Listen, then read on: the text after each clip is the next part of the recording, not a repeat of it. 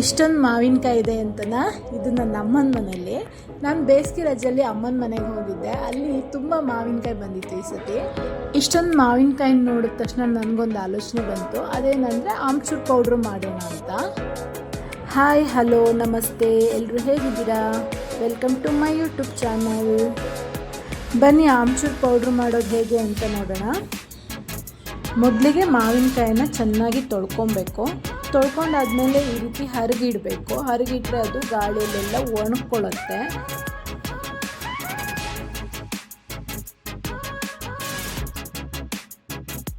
ಇದೊಂದು ಅರ್ಧ ಗಂಟೆ ಬಿಟ್ಟರೆ ಸಾಕು, ಅದು ನೀರೆಲ್ಲ ಆರ್ಕೊಳ್ಳುತ್ತೆ. ನೀರೆಲ್ಲ ಆರ್ಕೊಂಡ್ಮೇಲೆ ಈ ರೀತಿ ಸಿಪ್ಪೆಯನ್ನು ತೆಕ್ಕೊಳ್ಬೇಕು. ಆಮ್ಚೂರ್ ಪೌಡ್ರನ್ನ ನಾವು ಏನಕ್ಕೆ ಬಳಸ್ತೀವಿ ಅಂತಂದರೆ, ಹುಣಸೆಹಣ್ಣಿನ ಜಾಗದಲ್ಲಿ ಇದನ್ನು ಬಳಸ್ಬೋದು. ಹುಳಿ ಮಾಡೋದಕ್ಕೆ ಬಳಸ್ಬೋದು, ಸಾರು ಮಾಡೋದಕ್ಕೆ ಬಳಸ್ಬೋದು, ಹಾಗೆ ಪಲ್ಯ ಮಾಡೋದಕ್ಕೆ ಬಳಸ್ಬೋದು. ಮಲೆನಾಡಲ್ಲಿ ವಾಟೆ ಹುಳಿ ಪುಡಿ ಅಂತ ಒಂದು ಪೌಡರ್ ಸಿಕ್ಕಿತ್ತು. ಸೇಮ್ ಆಮ್ಚೂರ್ ಪೌಡರ್ ಥರನೇ ಇರುತ್ತೆ.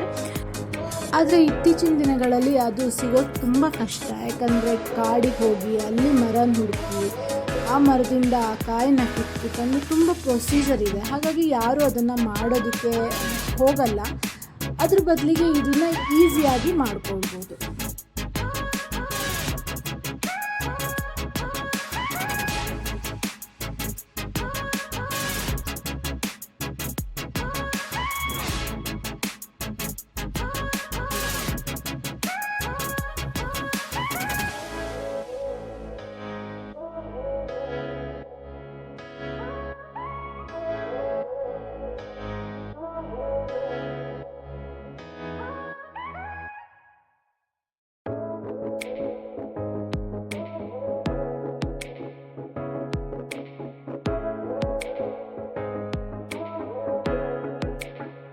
ನೋಡಿ, ಈ ರೀತಿ ಎಲ್ಲ ಸಿಪ್ಪೆಯನ್ನು ತೆಕ್ಕೊಂಡಾದ್ಮೇಲೆ ಇದನ್ನು ಚೆನ್ನಾಗಿ ಸಣ್ಣಕ್ಕೆ ಹೆಚ್ಕೊಳ್ಬೇಕು. ಇದನ್ನು ಹೆಚ್ಚಬೇಕಾದ್ರೆ ನಾವು ಸ್ವಲ್ಪ ತೆಳುವಾಗಿ ಹೆಚ್ಕೊಳ್ಬೇಕು. ಸ್ವಲ್ಪ ತೆಳ್ಳಗೆ ಹೆಚ್ಚೋದ್ರಿಂದ ಬಿಸಿಲಿನಲ್ಲಿ ಒಣಸಿದಾಗ ಬೇಗ ಒಣಗುತ್ತೆ. ಇಲ್ಲ ಅಂದರೆ ಜಾಸ್ತಿ ದಿನ ಬಿಸಿಲಿನಲ್ಲಿ ಇಡಬೇಕಾಗತ್ತೆ. ಈ ರೀತಿ ನಿಮಗೆ ಮಾವಿನಕಾಯಿ ಸಿಕ್ತು ಅಂದರೆ ನೀವು ಮನೆಯಲ್ಲೇ ಆಮ್ಚೂರ್ ಪೌಡರ್ನ ಆರಾಮಾಗಿ ಮಾಡ್ಕೊಳ್ಬೋದು.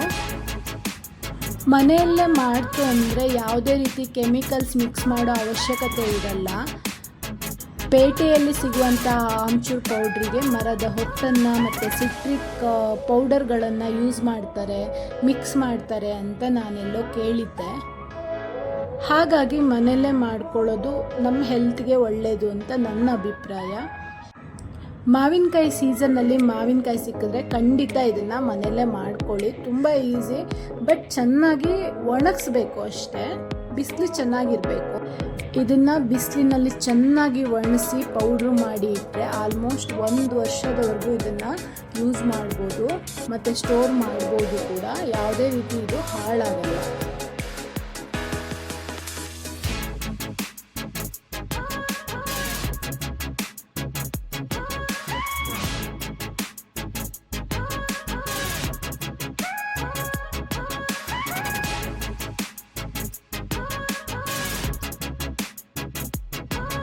ಈ ರೀತಿಯಾಗಿ ಮಾವಿನಕಾಯಿನ ಹೆಚ್ಕೊಳ್ಬೇಕು.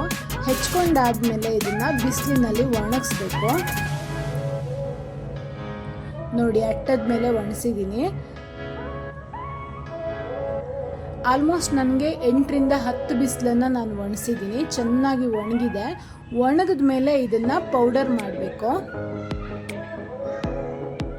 ನೋಡಿ, ನಾನಿಲ್ಲಿ ಇದನ್ನು ಮಿಕ್ಸರ್ ಜಾರ್ನಲ್ಲೇ ಪೌಡರ್ ಮಾಡ್ಕೊಂಡಿದ್ದೀನಿ. ಈ ರೀತಿ ಪೌಡ್ರನ್ನ ಮಾಡಾದ್ಮೇಲೆ ಇದಕ್ಕೆ ಉಪ್ಪನ್ನು ಮಿಕ್ಸ್ ಮಾಡಿ ಇಟ್ಕೊಳ್ಬೇಕು. ಇದಕ್ಕೆ ನಾನು ಆಲ್ಮೋಸ್ಟ್ 1-1.5 ಮುಷ್ಟಿಯಷ್ಟು ಉಪ್ಪನ್ನು ಸೇರಿಸಿದ್ದೀನಿ. ಉಪ್ಪನ್ನು ಸೇರಿಸಿದ್ಮೇಲೆ ಮತ್ತೆ ಬಿಸಿಲಿನಲ್ಲಿಟ್ಟು ಒಣಗಿಸ್ಕೊಳ್ಬೇಕು. ಯಾಕಂದರೆ ಉಪ್ಪಲ್ಲಿ ನೀರಿನಂಶ ಇರುತ್ತೆ, ಅದು ಹೋಗಬೇಕು ಅಂದರೆ ಚೆನ್ನಾಗಿ ಒಣಗಬೇಕು.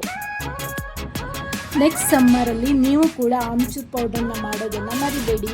ಈ ವಿಡಿಯೋ ನಿಮಗೆಲ್ಲ ಇಷ್ಟ ಆದರೆ ಲೈಕ್ ಮಾಡಿ, ಶೇರ್ ಮಾಡಿ, ಕಾಮೆಂಟ್ ಮಾಡಿ, ಹಾಗೆ ಸಬ್ಸ್ಕ್ರೈಬ್ ಮಾಡೋದನ್ನು ಮರಿಬೇಡಿ. ಧನ್ಯವಾದಗಳು.